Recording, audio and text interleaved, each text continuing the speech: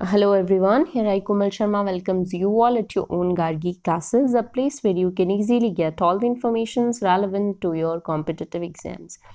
So आज के इस वीडियो में हम डिस्कस करने जा रहे हैं 2013 का RPSC RAS mains general English के क्वेश्चन पेपर को। Exactly before moving ahead with this syllabus, मैं चाहती हूँ कि जो भी अब तक RPSC RAS मेंस के जो एग्ज़ाम पेपर्स हैं जनरल इंग्लिश के, सबसे पहले हम वो डिस्कस कर लें ताकि हमें पेपर पैटर्न का पता चल जाए सबसे पहले, और किस तरीके से हमें अप्रोच करनी है टूवर्ड्स द क्वेश्चन पेपर वो एक हमें आइडिया लग जाए। तो सबसे पहले 2013 का, देन 2016 एंड देन 2018, इन तीनों एग्ज़ाम पेपर्स को सबसे पहले हम डिस्कस करेंगे। उसके बाद में ही अपन सिलेबस के साथ मूव करेंगे। उससे क्या होगा, हमें पेपर को अप्रोच कैसे करना है इस चीज़ का आइडिया लग जाएगा, right. One thing which I would like to clear here कि मैं सिर्फ क्वेश्चंस यहाँ पे आपसे डिस्कस करूँगी।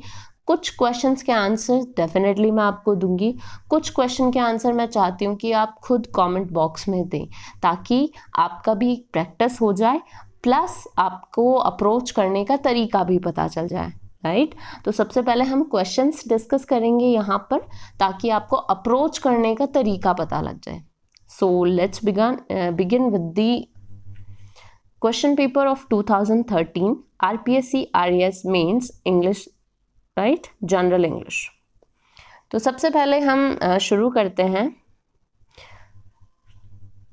with the notification which is all given here, that is attempt all the questions, each question carries marks indicated against the question. So you should have to read this note first of all, right, and then you can move with the question. तो यहाँ पे अपना जो पहला question है that is fill in the blanks with the correct articles. आपको सबसे पहले आर्टिकल्स को फिल करना है।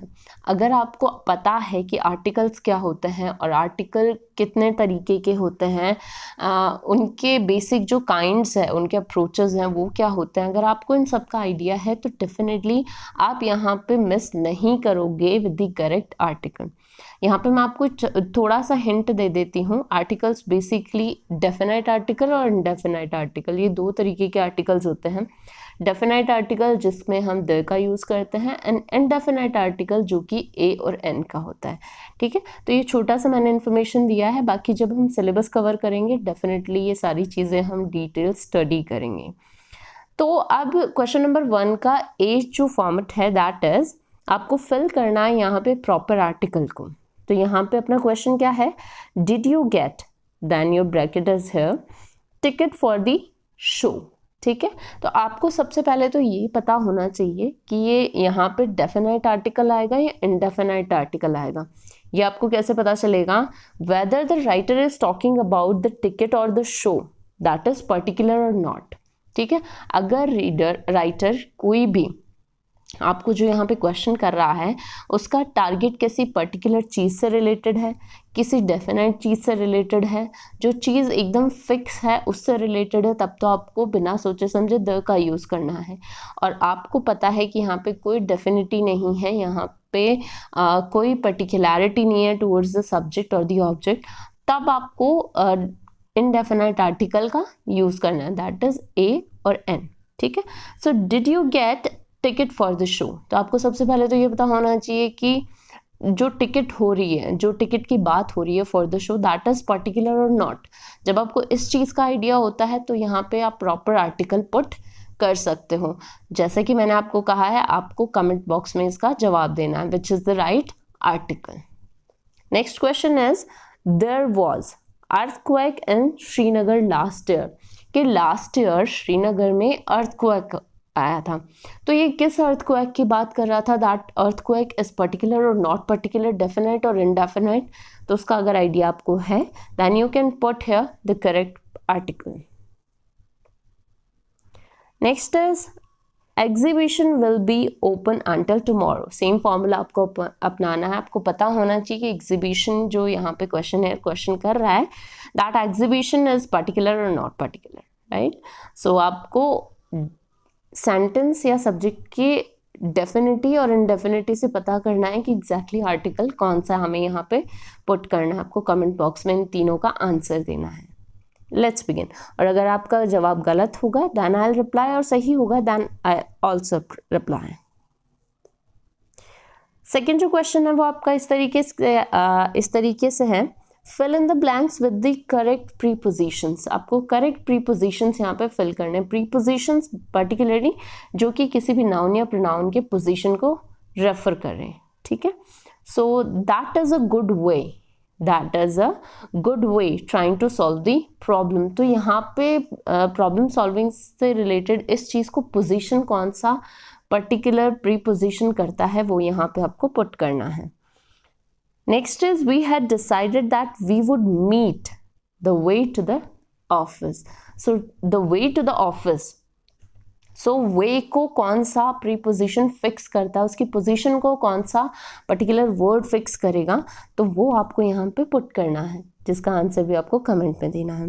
Next is they succeeded escaping from the prison, right. तो आपको इस तरीके से अगर सेंटेंस को आप तरीके से पढ़ते हो आपको आइडिया लग जाएगा कि कौन सा प्रेपोजिशन आएगा।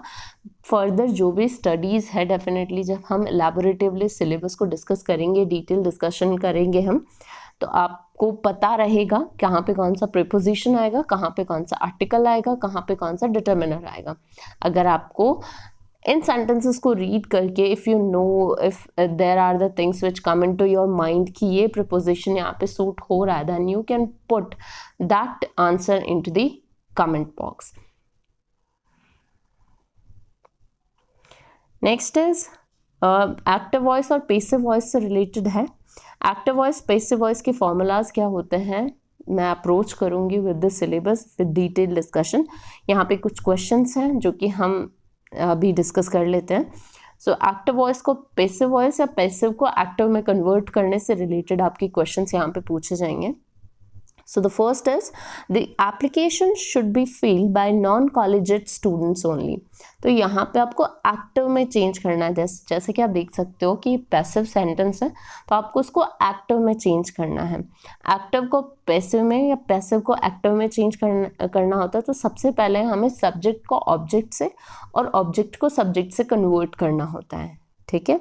तो यहाँ पे क्या है, the application should be filled by non collegiate students, right. तो यहाँ पे जो सब्जेक्ट है that is the application and the object is non collegiate students only. तो आपको क्या करना है, सबसे पहले जो ऑब्जेक्ट है उसको सब्जेक्ट को रिप्लेस करना है। तो नॉन कॉलेजेड स्टूडेंट्स ओनली, ठीक है, and then you should move ahead that should fill the application. सीधा सा है। आपको क्या करना है, सब्जेक्ट को ऑब्जेक्ट से, ऑब्जेक्ट को सब्जेक्ट से कन्वर्ट करना है। टेंसेस की जो फॉर्मेलिटीज़ हैं, जो भी बेसिक रूल्स हैं, वो आपको मैं जब भी एक्टिव वॉइस या पैसिव वॉइस पढ़ाऊंगी वो आपको समझा दूंगी। फिलहाल इसका आंसर ये है, that is non collegiate students only should fill the applications.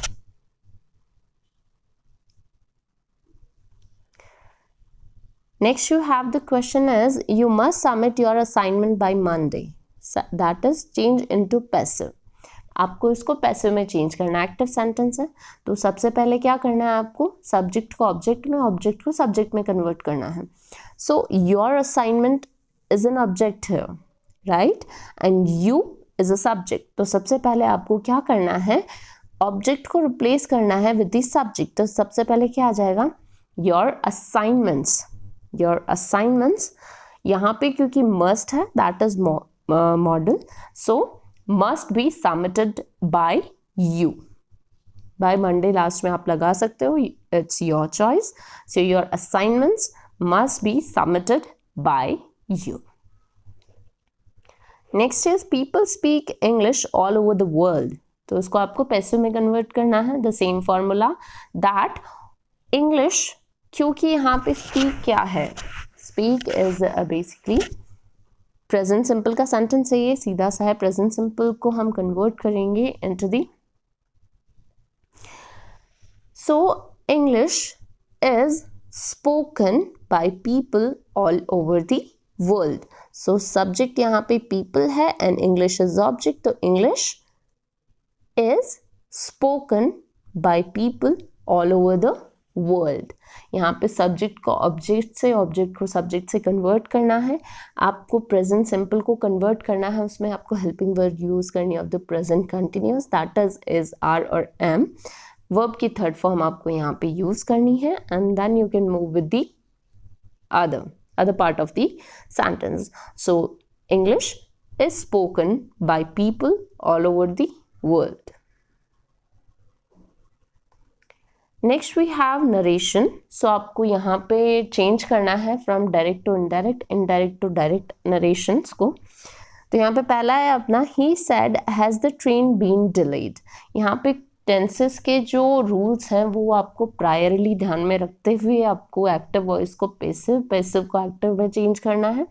वैसे ही डायरेक्ट को इनडायरेक्ट, इनडायरेक्ट को डायरेक्ट जब आप नरेशन में चेंज करोगे तब भी आपको टेंसेस का बहुत माइनर ध्यान रखना होगा, क्योंकि वहीं पे थोड़ी मिस्टेक होती है which we have to notice. तो जब भी आपका डिटेल सिलेबस डिस्कस होगा आपको मैं हर एक चीज़ बताऊंगी। तो यहाँ पे क्या आएगा, यहाँ पे मैं आपको छोटा सा एक बता देती हूँ example. He said has the train been delayed. So सबसे पहले क्या आएगा, this person is questioning here, question कर रहा है। तो सबसे पहले क्या आएगा, he asked that, has convert हो जाएगा यहाँ पे प्रेजेंट सिंपल को पास्ट सिंपल में कन्वर्ट, सॉरी यहाँ पे है प्रेजेंट परफेक्ट, तो प्रेजेंट परफेक्ट को कन्वर्ट करना है into the past perfect. So had the train been delayed, right? So this is the direct sentence, उसको indirect में अपन ने convert किया। Next is the teacher said the earth moves around the sun। अब आपको ये भी चीज़ उसमें ध्यान रखनी है, वो मैं आपको रूल्स और रेगुलेशंस जब भी समझाऊंगी डायरेक्ट इनडायरेक्ट नरेशन के, तब मैं ये आपको बताऊंगी कि जब भी कोई यूनिवर्सल ट्रूथ की बात हो रही होती है तो सेंटेंस एज इट इज आता है। So the teacher said that the earth moves around the sun, universal truth है तो एज इट इज पुट होगा। Next is the officer ordered the cadets not to stop. इसको आपको indirect में change करना है, ठीक है। तो इस तरीके से आप जब भी डायरेक्ट इनडायरेक्ट या इनडायरेक्ट टू डायरेक्ट में कन्वर्ट करते हैं तो रूल्स और रेगुलेशंस को ध्यान में रखते हुए करना है। रूल्स और रेगुलेशंस मैं सिलेबस के साथ कवर कराऊंगी। अभी सिर्फ अपन क्वेश्चंस डिस्कस कर रहे हैं कि आपका अप्रोच किस तरीके से करना है। सबसे पहले क्वेश्चन रीड करो, आपको ब्रैकेट में ध्यान देना है कि what the question is asking for, कि डायरेक्ट कौन से में कन्वर्ट करना है आपको, एक्टिव से पैसिव में, पैसिव से एक्टिव में कन्वर्ट करना है, direct to indirect, indirect to direct में कन्वर्ट करना है, ये आपको ध्यान में रखना है। कई बार जल्दबाजी में हम उल्टा भी कर जाते हैं। So next is fill in the blanks with the appropriate determiner. आपको प्रॉपर डिटर्मिनर का यहाँ पे यूज़ करना है। डिटर्मिनर के बहुत से टाइप्स होते हैं, जैसे डिस्ट्रीब्यूटिव डिटर्मिनर, आपका इंटरोगेटिव डिटर्मिनर होता है, आर्टिकल्स भी आपके डिटर्मिनर्स में ही आते हैं, पोजेसिव डिटर्मिनर्स होते हैं। तो वो सारे मैं आपको आगे बताऊंगी। फिलहाल अपन क्वेश्चंस पढ़ते हैं यहाँ पे। So not students can attempt this question, not students can attempt this question. तो यहाँ पे स्टूडेंट नंबर्स की बात हो रही है, तो बेसिकली या तो आपको यहाँ पे नंबर्स के बारे में बात हो रही है तो क्वांटिफायर डिटर्मिनर यहाँ पे यूज होगा। And next is books are as interesting as this one. So books, यहाँ पे भी क्वांटिटी की बात हो रही है, बुक्स क्वांटिटी। बुक्स क्वांटिफायर्स में कौन से डिटर्मिनर्स आएंगे आपके, ऑल, सम, मैनी। तो इस तरीके के क्वांटिफायर्स जो भी डिटर्मिनर्स है वो आपको यहाँ पे यूज करना है। आपको राइट आंसर पुट करना है below the comment box. Next is I don't have money to buy a huge house. ठीक है, तो यहाँ पे नंबर्स की बात हो रही है। आपने तीनों सेंटेंसेस को अगर देखा हो तो they are talking all about numbers. तो आपको यहाँ पे ध्यान होना चाहिए कि क्वांटिफाइड डिटर्मिनर का, कौन सा क्वांटिफाइड डिटर्मिनर का हमें यहाँ पे यूज करना है। ठीक है, सो these are the three appropriate determiners questions जो कि आपको सही डिटर्मिनर के साथ में जवाब देना है यहाँ पे कमेंट बॉक्स में। लेटर ऑन मैं आपको जवाब डेफिनेटली दूंगी। आपका आंसर सही होगा तब भी दूंगी, गलत होगा तो डेफिनेटली राइट आंसर हेल्प होता है। Next is fill in the blanks with the correct form of the verb given in the brackets. आपको करेक्ट फॉर्म ऑफ वर्ब का यूज करना है यहाँ पे। सो करेक्शन ऑफ टेंसेस, आपको जब टेंसेस का प्रॉपर आइडिया होता है, आपको पता होता है टेंसेस के बारे में, सीक्वेंस ऑफ टेंस के बारे में जब आपको पता होता है तो आप इन सारी क्वेश्चंस का आंसर बहुत इजीली दे सकते हो। So they have for hours outside the ticket window. So have आपको पता लग गया होगा, ये प्रेजेंट परफेक्ट का सेंटेंस है यहाँ पे। तो प्रेजेंट परफेक्ट में हैज़ और हैव के साथ कौन सा वर्ब आता है आपको डेफिनेटली पता होगा। तो यहाँ वेट के साथ में कौन सा आप फॉर्म यूज़ करोगे? Past participle. डेफिनेटली प्रेजेंट कोई भी परफेक्ट टेंस होता है उसमें अपन पास्ट पार्टिसिपल वर्ब का ही यूज़ करते हैं। तो यहाँ पे क्या आ जाएगा? They have waited for hours outside the ticket window. Next हम बात करें तो आई विश ही, बी यहाँ पे आपको एक हिंट दे रखा है, more sincere as far as his work is concern. तो आपको यहाँ पे प्रॉपर वर्ब का यूज करना है and which is that verb आपको कमेंट बॉक्स में आंसर देना है। Next is she often after a days hard work. तो ये बेसिकली आपको पता लग गया होगा, प्रेजेंट सिंपल का सेंटेंस है। शी यहाँ पे यूज है, दैट इज सिंगुलर फॉर्म। तो रेस्ट जो वर्ब है इसके साथ इसको कैसे कन्वर्ट करके आपको यहाँ पे पुट करना है ये आपको डेफिनेटली पता होगा। अगर पता है तो कमेंट बॉक्स में आंसर दो। Next will be talking all about models. आपको यहाँ पे करेक्ट मॉडल्स पुट करने हैं। The first one is they have stopped at the traffic lights. तो यहाँ पे एडवाइजेबिलिटी है। एडवाइज में हम कौन से मॉडल्स का यूज़ करते हैं? तो हम शुड का यूज़ करते हैं। अगर हम एम्फेटिकली किसी को एडवाइस देते हैं तब हम यूज़ करते हैं हैव टू का यूज़ करते हैं। तो यहाँ पे कौन सी मॉडल का यूज़ होगा? शुड यूज़ होगा या हैव टू यूज़ होगा? वो आपको करेक्टली चूज़ करना है। So they have stopped at the traffic lights. So that is common advice, it's a common advice. तो यहाँ पे क्या होगा? They should have, right.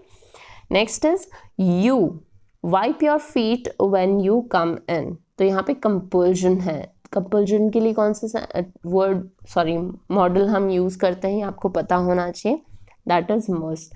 So you must wipe your feet when you come in. यहाँ पे कुछ questions के answers मैं आपको दे रही हूँ, कुछ आपको खुद को देना है, ठीक है। दोनों चीजें साइमल्टेनियसली हो तो आपका भी इंटरेस्ट कंटिन्यू रहेगा with the question paper and mind to.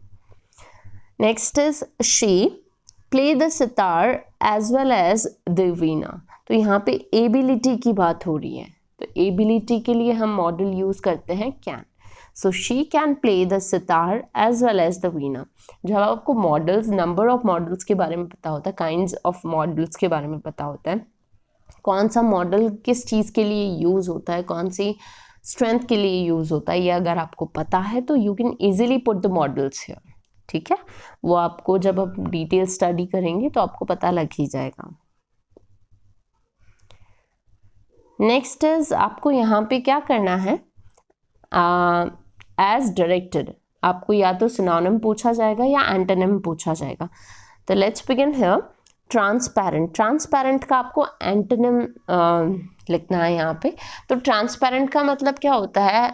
एक कोई भी चीज़, एक कोई भी थिन लेयर जिसके आर पार हम देख सकते हैं, सो दैट इज ट्रांसपेरेंट। जब आपको वर्ड का मतलब पता होता है ना तो एंटोनिम लिखना बहुत आसान होता है। तो सबसे पहले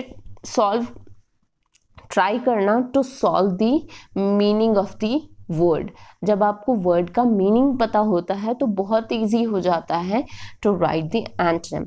सो ट्रांसपेरेंट एक थिन लेयर होती है।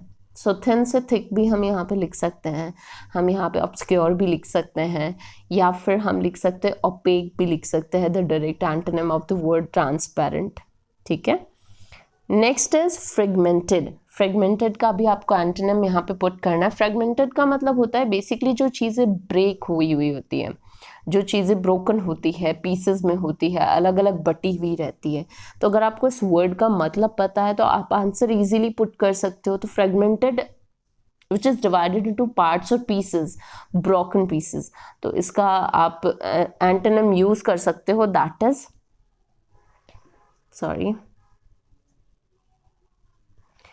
connected and fixed. You can use the antonyms here for the word fragmented. Next is indignant का मतलब होता है while the person is too much aggressive, जब हम बहुत ज़्यादा एंग्विश होते हैं, एंग्जाइटी में होते हैं, इरिटेट हो रहे होते हैं किसी चीज़ से, तो वहाँ पे इंडिग्नेंट वर्ड का यूज़ होता है। तो उसका एंटोनिम सीधा सा हो जाएगा that is content, peaceful, satisfied, ठीक है, happy. So this is the question जहाँ पे आपका एंटोनिम्स पूछे गए हैं। क्वेश्चन ढंग से पढ़ो, उसका मीनिंग जानने की कोशिश करो तो बहुत इजी हो जाता है to answer that, right. Make sentence with, अब आपको इन सबका सेंटेंस बनाना है, that is put off, break in, to be in a fix. आपको इन तीनों का सेंटेंस बनाना है। तो जब आपको इनका मतलब पता होता है तो सेंटेंस बनाना में ईजी होगा।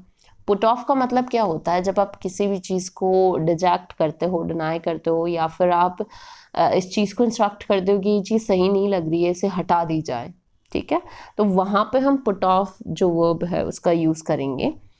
ब्रेक इन का मतलब होता है while we force into something, जब हम फोर्सफुली किसी चीज़ के अंदर एंटर करते हैं, ठीक है, तो फोर्सफुली किसी चीज़ में एंटरटेन करना is what we call break in. And the next is to be in a fix. तो इस तरीके से अगर आप इन वर्ब्स के आपको ये इडियम है that is to be in a fix, अगर आपको इन इडियम्स के, फ्रेजेस के, वर्ब्स के इनके मतलब पता होते हैं तो बहुत आसान होता है उनके सेंटेंस फॉर्म करना, ठीक है। So put off, break in, to be in a fix. So these are three verbs, phrases or idioms here we can call it. So यहाँ पे जो idiom है that is to be in a fix. To be in a fix इस idiom का मतलब होता है while you are in a difficult or embarrassing situation. तो put off while you hold on the situation condition, जब आप किसी चीज़ को hold कर देते हो, postpone कर देते हो, उस चीज़ को remove कर देते हो, या फिर अभी वो चीज़ नहीं होनी चाहिए, उस चीज़ से डिक्लाइन कर देते हो, तो वहाँ पे put off, break in, to force into something, and to be in a fix मतलब while you are in a difficult और एम्बैरेसिंग सिचुएशन। तो इस तरीके से अगर आपको इन इडियम्स या फ्रेजेस का मतलब पता है तो आप आसानी से कोई भी सेंटेंस फॉर्म कर सकते हो। Next is right one word for. आपको यहाँ पे एक वर्ड में आंसर देना है सेंटेंस का। सो the first one is that which can not be corrected, कोई भी चीज़ जिसे हम करेक्ट नहीं कर सकते हैं। So try to notice down the question here, यहाँ पे क्या है sentence, that which can not be correct, जो चीज़ करेक्ट नहीं की जा सकती। सो दैट इज इनकरेजिबल, ठीक है, इनकरेजिबल कोई भी चीज़ जो करेक्ट नहीं की जा सकती। Next is a thing fit to eat, कोई भी चीज़ जिसे हम खा सकते हैं, so that is edible. Next is properties inherited from one's father. सो कोई भी प्रॉपर्टी अगर कोई अपने फादर से इनहेरिट कर रहा है तो उसको क्या बोलेंगे हम, पैट्रिमनी, ठीक है, पैट्रियार्क वर्ड से ही पैट्रिमनी एक्सट्रैक्टेड है। तो अगर आप सेंटेंस अच्छे से पढ़ते हो, आपको उसका फॉर्म का पता है, तो आप कोई भी proper word, suitable word opt करके यहाँ पे पुट कर सकते हो, right. So these are the sentences जिनके मैंने वन वर्ड आंसर्स आपको दिए हैं। Alright, so this is the part A. Part B की जब हम बात करते हैं तो आपका कॉम्प्रिहेंशन और ट्रांसलेशन से रिलेटेड ये क्वेश्चन है। तो आपको क्या करना है, सबसे पहले ये अनसीन पैसेज यहाँ पे दिया हुआ है जिसके क्वेश्चंस भी दिए हुए हैं। तो सबसे पहले आपको ये अनसीन पैसेज बहुत अच्छे से पढ़ना है फर्स्ट अटेम्प्ट में। Second, you have to go with the questions, आपको क्वेश्चंस पे जाना है। जब आप क्वेश्चंस पढ़ते हैं and then again while you read the passage, तो आपको इजीली आंसर्स एक्सट्रैक्ट हो जाता है, आप इजीली आंसर्स को एक्सट्रैक्ट कर लेते हैं। सबसे पहले आपको पैसेज को रीड आउट करना है। तो यहाँ का जो पैसेज है वो इस तरीके से है कुछ। So from NASA's Langley Research Center in Hampton, Virginia, I went to the Goddard Space Flight Center at Greenbelt, Maryland. तो यहाँ पे नासा की बात हो रही है, नासा सेंटर की बात हो रही है, रिसर्च सेंटर की बात हो रही है। तो आपको अपने माइंड में सारी चीज़ों को नोटिस डाउन करते हुए रहना, आपको मेन जो वर्ड्स हैं उनको अंडरलाइन भी करना है, ठीक है, साथ में अंडरलाइन करोगे तो उन पे एम्फेसिस रहेगा उन वर्ड्स पे, और अगर क्वेश्चंस में उसी से वर्ड से रिलेटेड अगर कुछ है तो आप इजीली उस आंसर को अपने तरीके से लिख सकते हो. So, this center develops and manages most of NASA's Earth orbiting science and applications satellite. It operates NASA's tracking networks for all space missions.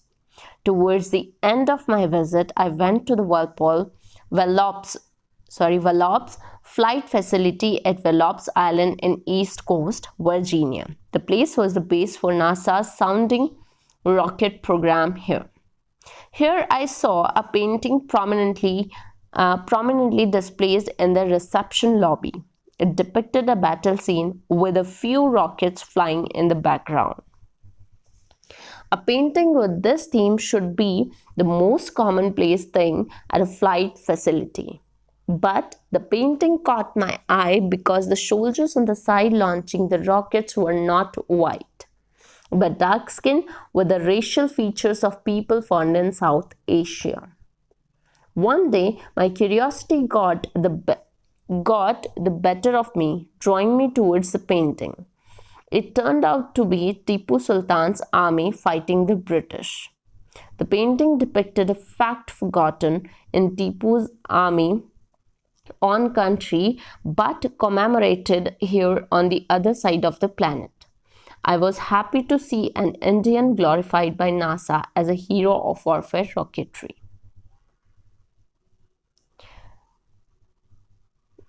Next, here the writer says that my impression of American people can be summarized by a quotation from Benjamin Franklin, and that is, those things that hurt instruct. I realize that people in this part of the world meet their problems head on. They attempt to get out of them rather than suffer them. तो आपको पता चल गया होगा ये किसने लिखा है. ये basically Wings of Fire, there is an autobiography by APJ Abdul Kalam. अगर आप बुक्स रीड करते हो तो आपको कहीं ना कहीं कोई भी अनसीन पैसेज रेलेवेंट मिल ही जाएगा. ऐसा होता है तो गुड टू बी. अदरवाइज आपको अच्छे से वो पैराग्राफ रीड आउट करना है, trying to know what the writer here wants to say. तो यहाँ पे क्वेश्चंस क्या है? Which place is the base of NASA's rocket program? कौन सा प्लेस है जो कि नासा के रॉकेट प्रोग्राम का बेस है? अगर आपने पैराग्राफ अच्छे से पढ़ा हो तो यहाँ पे एक बीच में मेंशन आया था, लेट मी टेल यू. तो यहाँ पे जो बीच में मेंशन आया था, अपन ने स्टडी भी की थी.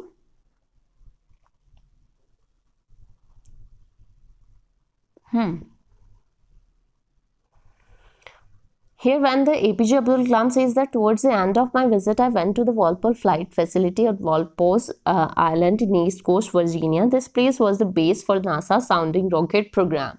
तो अगर आपने इस पर्टिकुलर सेंटेंस को, इस फॉर्म को अच्छे से पढ़ा है तो आप आंसर यहाँ पे दे सकते हैं.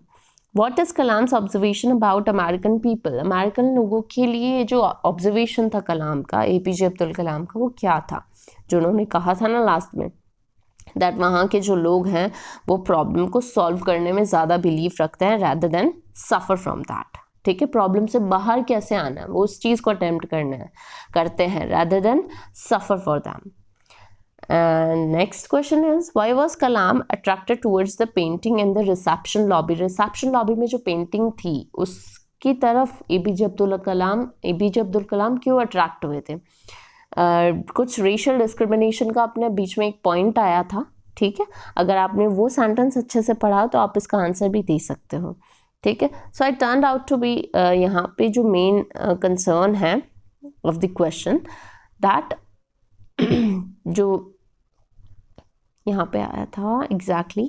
Here I saw painting prominently displayed in the reception lobby. It depicted a battle scene with a few rockets flying in the background, and that painting with this theme should be the most commonplace thing at a flight facility. But the painting caught my eye because यहाँ पे आपको answer मिलेगा. The soldier of the side launching the rockets were not white but dark skinned. तो आपको यहाँ पे अगर ये आपने सेंटेंस पढ़ा है तो आप इसको डिटेल्ड आंसर अपने तरीके से अच्छे से दे सकते हो. ठीक है, आंसर आपको प्रॉपर स्मार्ट तरीके से देना है by opting the sentence from the paragraph.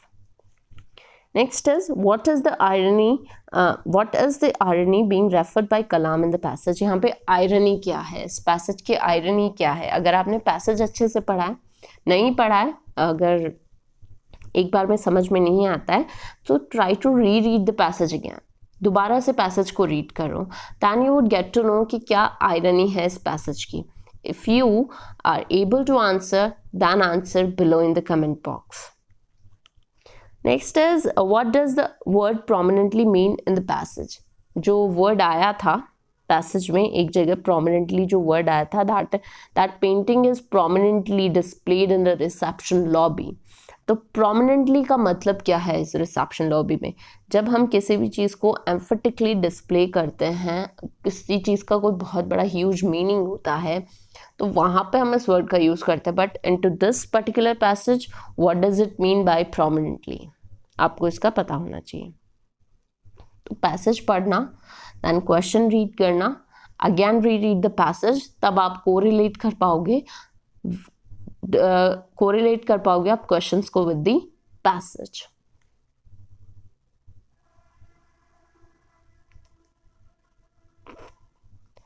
Alright, 12th question is translate the following sentences in English. यहाँ पे हिंदी में sentences है, आपको उनको इंग्लिश में कन्वर्ट करना है. सबसे पहला क्या है, क्या तुम यह कहानी पढ़ चुकी हो? तो सबसे पहले आपको पता होना चाहिए जो टेंस है ये कौन सा है, प्रेजेंट परफेक्ट. ठीक है, इंटरोगेटिव सेंटेंस है, तो interrogative sentence present perfect tense है, इंटरोगेटिव सेंटेंस है, तो आपको किस तरीके से फॉर्म करना है, have you read this story. ठीक है, सबसे पहले आपको हेल्पिंग वर्ब यहाँ पे पुट करनी है. क्यों? क्योंकि इस क्वेश्चन का जवाब या तो या हाँ में आएगा या ना में आएगा. जब भी इस तरीके का कोई क्वेश्चन होता है जहाँ पे जवाब सिर्फ हाँ या ना में पूछा जाए, तब हम हेल्पिंग वर्ब से क्वेश्चन की शुरुआत करते हैं. So have you red, because को जो भी हैज़ और हैव होता है प्रेजेंट सिंपल में, जो मेन वर्ब होते हैं उनके साथ में, हेल्पिंग वर्ब जो होती है उसके साथ में मेन वर्ब का आपको पास्ट पार्टिसिपल फॉर्म ही यूज़ करना है. So have you read this story. Next is बहुत धुंध है, तुम संभल कर चलना. तो सबसे पहले तो आपको वर्ड के मीनिंग्स आने चाहिए, वर्ड का मतलब पता होना चाहिए, उसका इंग्लिश फॉर्म पता होना चाहिए. तो धुंध को क्या बोलते हैं हम, हेजी बोल सकते हैं, मिस्ट बोल सकते हैं. ठीक है, सो इट्स टू हेजी, बहुत धुंध है, इट्स टू बहुत, धुंध हेजी.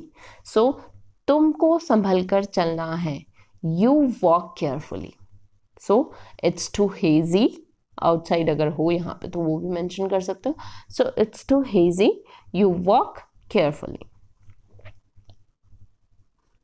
सेंटेंस अच्छे से पढ़ो, उनके इंग्लिश अगर आपको वर्ड्स पता है तो आपको हेल्प होगी to write the proper sentence.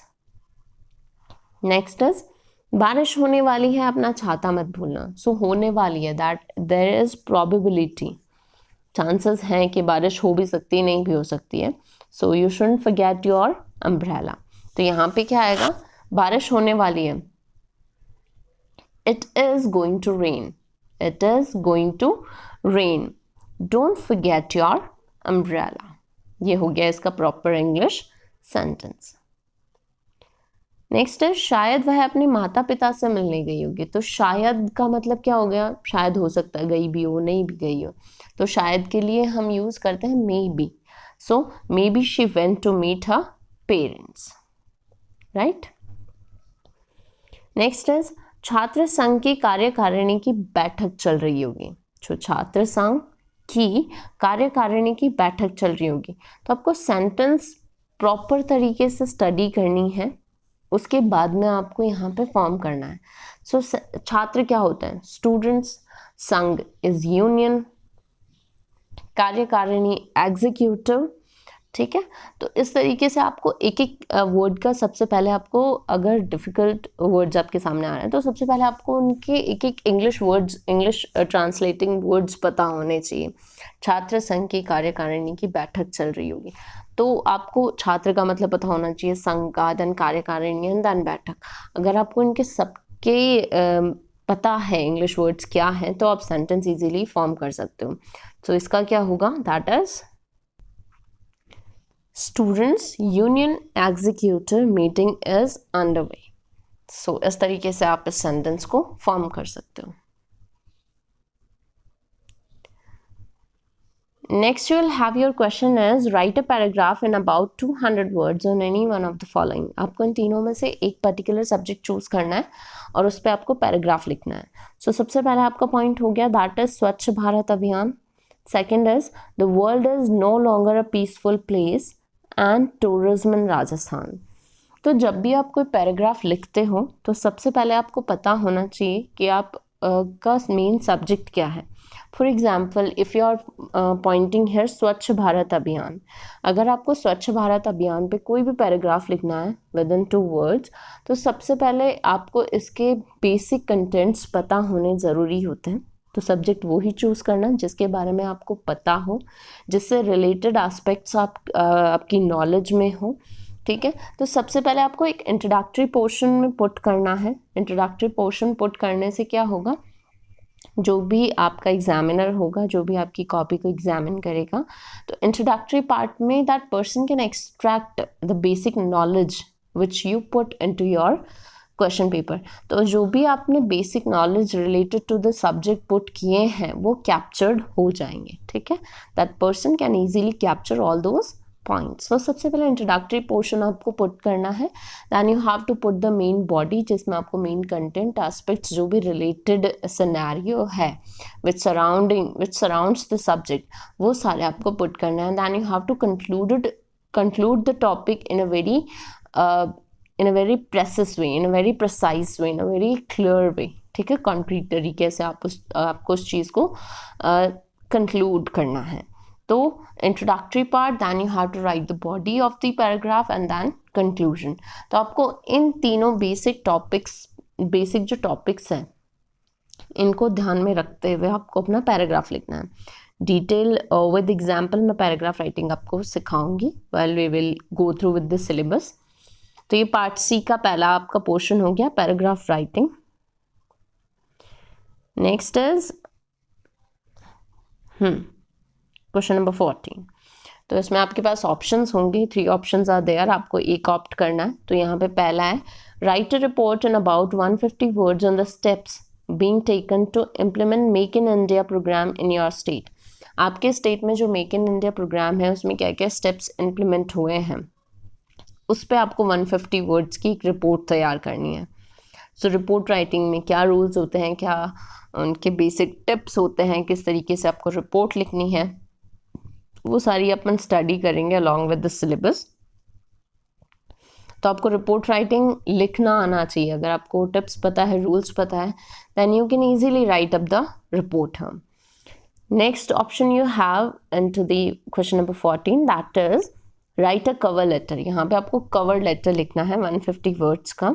In support of your qualifications for the post of assistant professor, address the letter to the registrar, University of Hyderabad। ठीक है, तो यूनिवर्सिटी ऑफ हैदराबाद के जो रजिस्ट्रार हैं उनको एड्रेस करते हुए आपको यहाँ पे कवर लेटर तैयार करना है। कवर लेटर लिखा कैसे जाता है, क्या फॉर्मेट में लिखा जाता है, कवर लेटर का फॉर्मेट पता होना ज़रूरी होता है। कंटेंट आपको अपने हिसाब से बहुत ही प्रिसाइज तरीके से, बहुत ही क्लियर वर्ड्स में लिखना है विद इन 150 वर्ड्स, ठीक है। तो कवर लेटर फॉर्मेट क्या होता है, किस तरीके से आपको लिखना है, वो मैं डेफिनेटली आपको बताऊंगी। Another option you have here is precious writing. तो आपके पास एक पैराग्राफ होगा, डिटेल पैराग्राफ होगा, आपको उसको प्रेसिस करना है, आपको उसको कंस्ट्रेन करना है, आपको उसको जो मेन जो टॉपिक्स हैं, जो मेन जो थीम है ऑफ द पैराग्राफ, आपको उसको अलग करनी है और उस पे इस पूरे पैराग्राफ को आपको कंस्ट्रेन करना है, आपको उसको अक्यूमुलेट करना है विद इन फ्यू वर्ड्स। तो आपको 80 वर्ड्स में इस पूरे पैराग्राफ को समेटना है बेसिकली, ठीक है, समराइज करना है। तो यहाँ पे जो पैराग्राफ है, if you would study that, for example मैं आपको ये पढ़ के बता देती हूँ। यहाँ पे पैराग्राफ है, why do you lock the door of your house? For safety and also to keep out unwanted people, you do not admit bad and unfit people। तो आपको इन सेंटेंसेस को प्रिसाइसली लिखना है। अगर आपको इसको प्रेसिस में करना है, इसको कंस्ट्रेन करना है, तो विद इन फ्यू वर्ड्स आपको इस चीज़ को समराइज करनी होगी. Next the writer says that but how about the door of your mind? It is open to all the different thoughts that attack it from every side. Are you as careful here as you are with the door of your house? तो यहाँ पे आपको concept पता चलते रहना चाहिए कि exactly इस पैराग्राफ में जो क्वेश्चन है यार क्या पूछना चाह रहा है या फिर क्या चीज़ यहाँ पे इंडल्ज कर रहा है राइटर अपने तरीके से. So, since good, bad, and doubtful thoughts come constantly to your mind, you must learn to know how to see at once what kind of thoughts they are. Of course, you should receive the best thoughts. But how about wicked and evil thoughts that often unexpectedly come to you? You have the power to drive away such thoughts, and your best way will be to do this at once. Don't play with the bad thoughts, but get rid of it immediately. It is not easy to keep the mind pure, but if you can do it even a little, you will improve yourself.